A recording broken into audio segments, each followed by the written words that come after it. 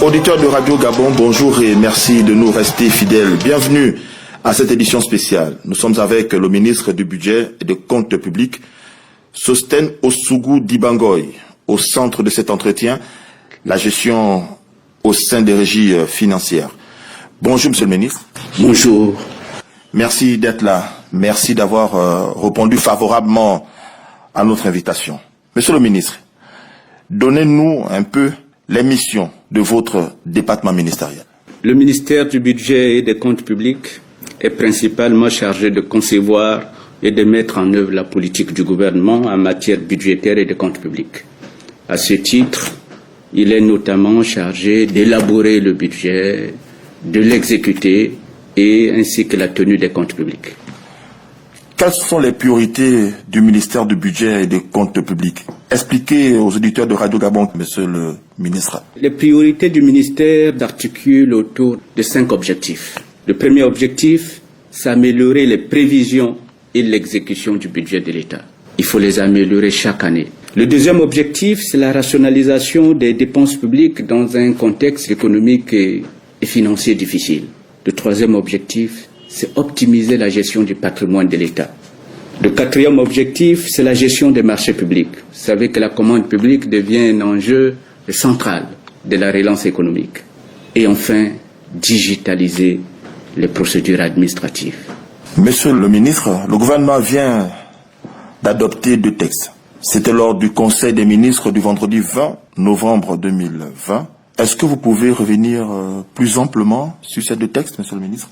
En effet, le Conseil des ministres, en sa séance du 20 novembre, a entériné 2 projets de textes qui visent en réalité à sanctuariser et à sécuriser la gestion des primes, le versement des primes aux agents des régies financières. Il faut le dire, c'est d'abord une réponse à la demande maintes fois exprimée par les partenaires sociaux de voir ces primes-là être encadrées par un décret au lieu d'un arrêté.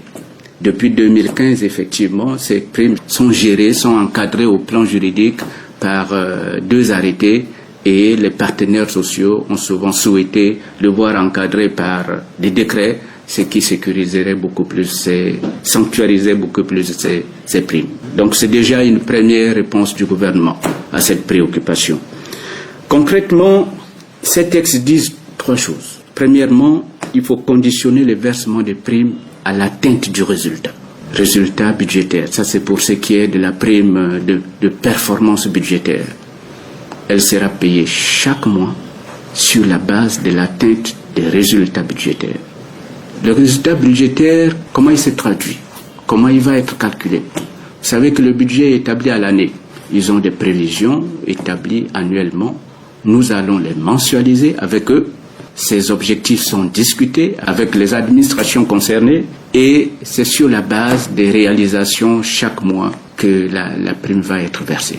Si l'objectif mensuel est atteint, la prime est versée.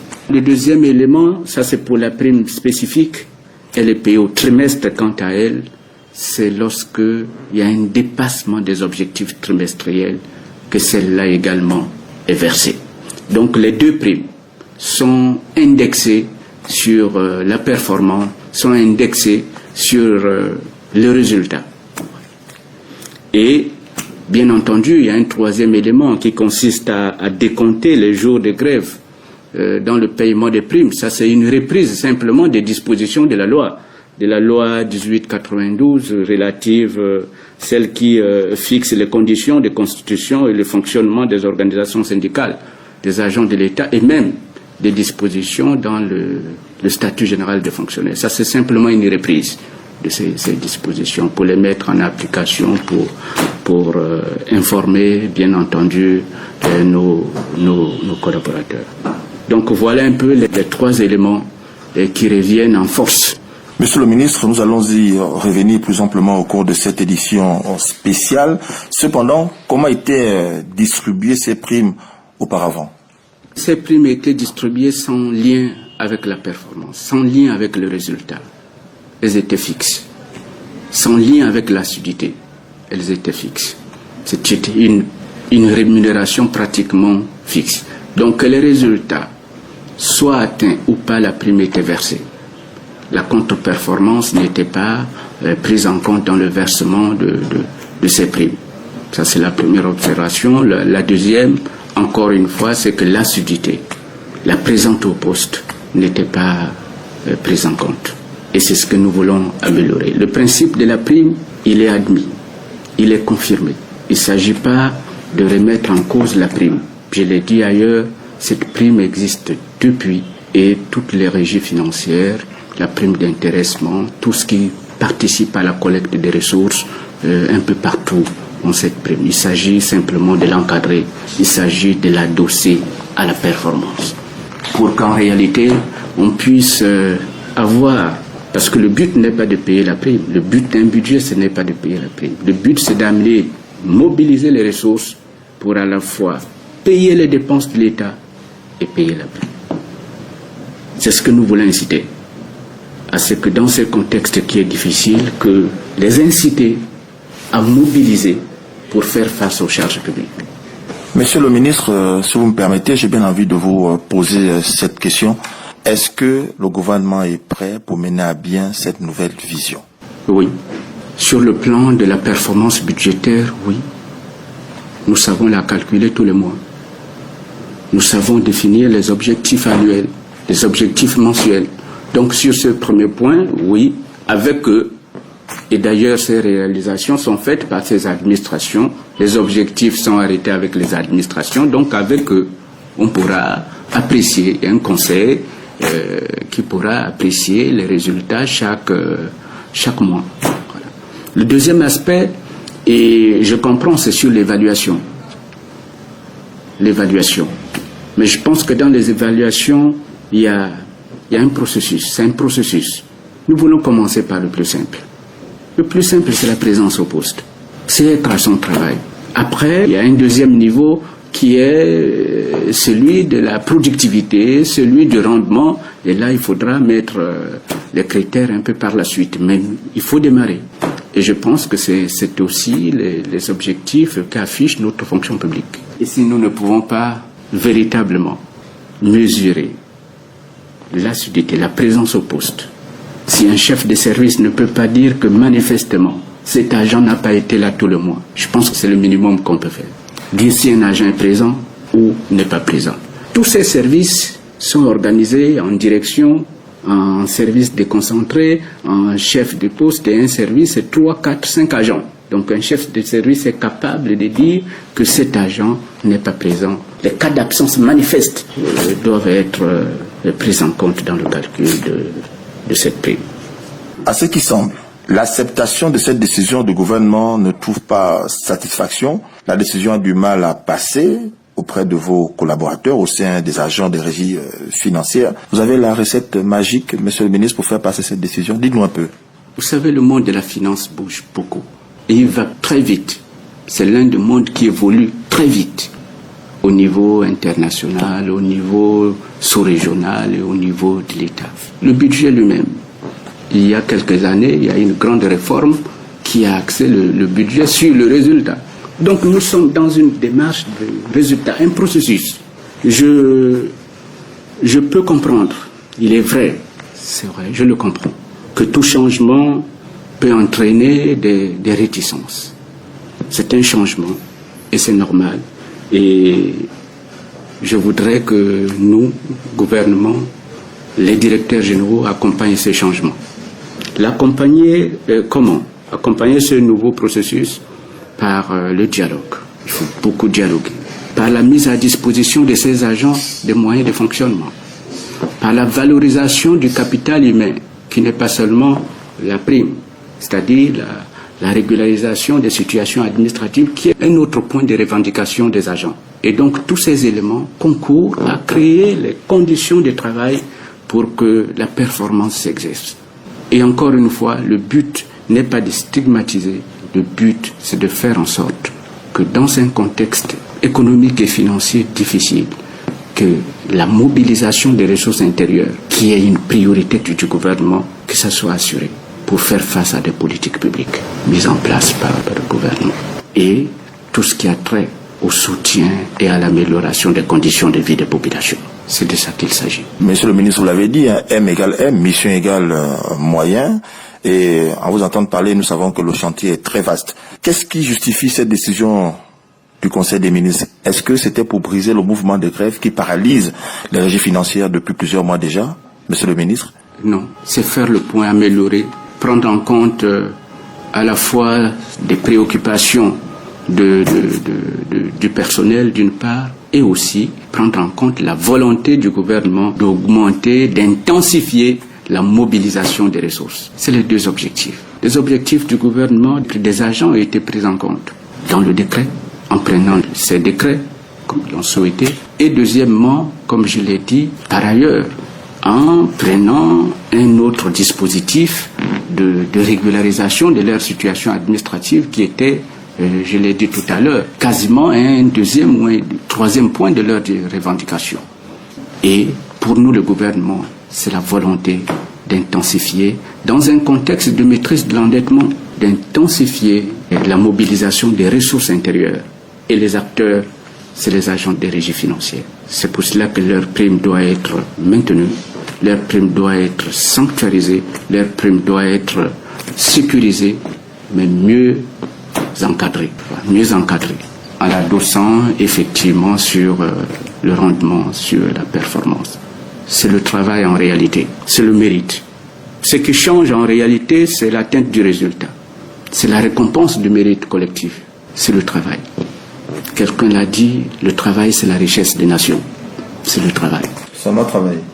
Travailler, intensifier et mettre en place les conditions pour une amélioration de l'exécution du budget. Vous avez vu tout à l'heure, j'ai vu dans la presse les paiements de bourses, de retard, mais le trésorier, il fait quoi? Il lui faut des ressources. Il faut que les ressources rentrent pour faire face à toutes ces charges. Sinon, qu'est-ce qu'il fait? On fait de l'emprunt et c'est ce que nous décrions tous. Donc il faut privilégier les ressources intérieures.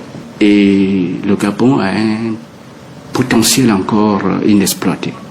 On retient que cette décision du gouvernement intervient au lendemain du discours de politique générale de Madame le Premier ministre à l'Assemblée nationale. On parlait de la relance économique au moment où le monde est secoué par la crise sanitaire qui est devenue une crise économique, monsieur le ministre.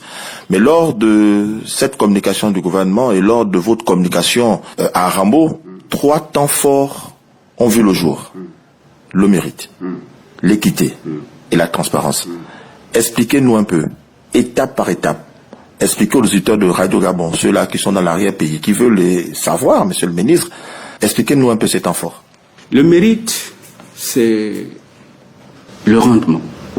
Le rendement, c'est déjà ça. Mais il est d'abord collectif. Il faut qu'ils s'organisent à atteindre le résultat. Par rapport au contexte actuel, le concept est d'actualité. Le concept, si les conditions économiques changent, on révisite nos objectifs. On les corrige, on corrige la loi des finances. Il ne s'agit pas de leur donner les objectifs qu'ils ne peuvent pas atteindre, non. Les objectifs sont discutés, autorisés par le Parlement. C'est la loi de finances. Donc je pense que là, c'est déjà un élément important. L'autre élément, comme je l'ai dit, c'est le temps au travail. Demain, on regardera le temps à travailler, la productivité. Mais il faut déjà être au poste, la présence au poste. L'autre élément, c'est la transparence. Vous l'avez dit tout à l'heure, la transparence. Et cela a été pointé par les partenaires sociaux eux-mêmes. Ils ont pointé les dysfonctionnements lors de l'audit. Et je pense que c'est souvent un de leurs points dans les points de revendication. L'audit a montré quoi, en réalité? Ces dysfonctionnements, les gens qui percevaient des primes qui n'étaient pas là. Les gens, je l'ai entendu, qui n'existaient même plus. Les gens qui étaient décédés. Mais en réalité, avec ces textes-là, avec les critères-là, on devrait avoir un fichier plus transparent. Donc la prime ne devrait être payée qu'aux gens qui sont là, qui sont assidus, qui travaillent. Et voilà. pour l'instant, on ne parle pas encore, comme je l'ai dit, du temps à travailler, de la productivité, mais qui sont, dans un premier temps, au moins à leur poste de travail. Et donc, qui participent à la performance budgétaire. On ne peut pas participer à la performance si on n'est même pas présent. Et donc, c'est les autres qui travaillent pour vous, qui font la performance, et on vous distribue la prime.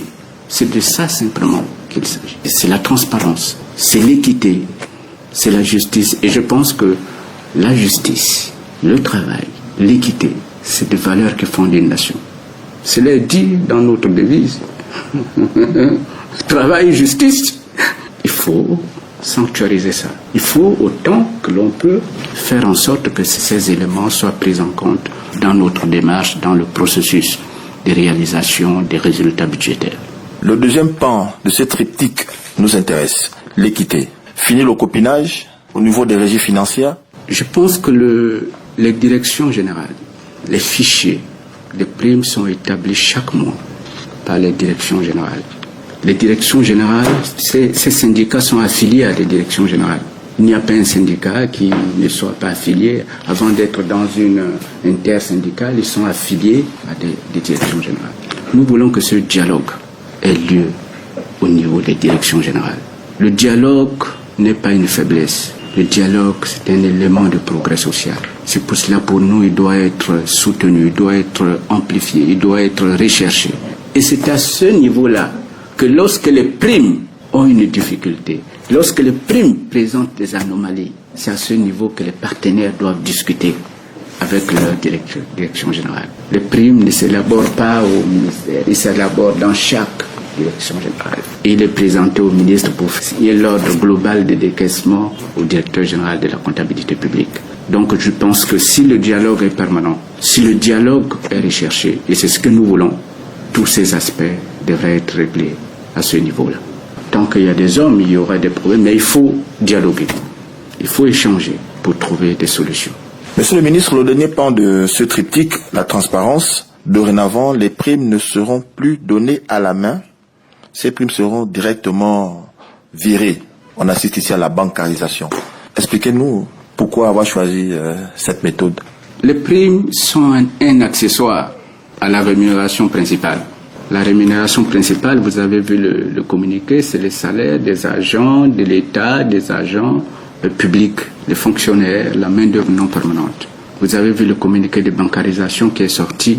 Nous voulons accélérer, nous voulons encourager la bancarisation. C'est un droit au compte. Et cette procédure, cette facilité, cette exigence nous a encore été rappelée avec la survenance de la crise Covid qui a montré qu'il fallait beaucoup plus de monnaie scripturale que du cash. Donc, et puis c'est la traçabilité. On sait à qui on a payé. Et c'est pour cela que les primes vont, pour l'essentiel, suivre la rémunération, le mode de règlement de la rémunération principale. Si votre salaire est viré dans une banque, automatiquement, les primes vont suivre cette même voie, à moins que vous-même puissiez donner d'autres références bancaires pour les diriger ailleurs, c'est votre choix. Mais nous voulons bancariser également les primes. Monsieur le ministre, nous sommes presque arrivés au terme de cette édition spéciale, mais pour la boucle, quel peut être votre message à l'endroit des agents de régie financière? Le message, c'est de dire aux collaborateurs que nous avons là de nouveaux défis. Notre pays fait face à de nouveaux défis. Des défis qui ont été induits par la crise actuelle. Et ces défis amènent que nous fassions un peu plus d'efforts pour stabiliser notre cadre macroéconomique. Je crois, et je continue de le dire, que ces agents de régie financière sont compétents. C'est des femmes et des hommes d'un haut niveau d'engagement. Je ne doute pas un seul instant qu'ensemble, ils peuvent atteindre ces objectifs, avoir leurs primes et faire en sorte que les défis urgents, sociaux urgents de la nation soient aussi couverts par nos efforts. Je pense qu'ils le sont et un cadre de dialogue va être mis en place. Le dialogue va être renforcé dans leur direction générale. Et nous l'avons dit, on ne discute pas seulement avec le ministre, on discute d'abord dans les directions générales, dans les services même, dans les directions générales et in fine avec le ministre. si on n'a pas pu trouver des accords à ce niveau-là. Donc nous voulons les accompagner dans cette nouvelle approche de la gestion de primes. C'est une volonté et il faut qu'ensemble on aille dans cet objectif-là pour le bien de la nation. Voilà. Merci beaucoup, Monsieur le ministre. C'est la fin de cette édition spéciale consacrée à la gestion des régies financières. Nous étions avec le ministre du Budget et des Comptes publics, Sostène Osubu Dibangoy. Nick Justin Fouba, c'est moi. À la prochaine. Merci.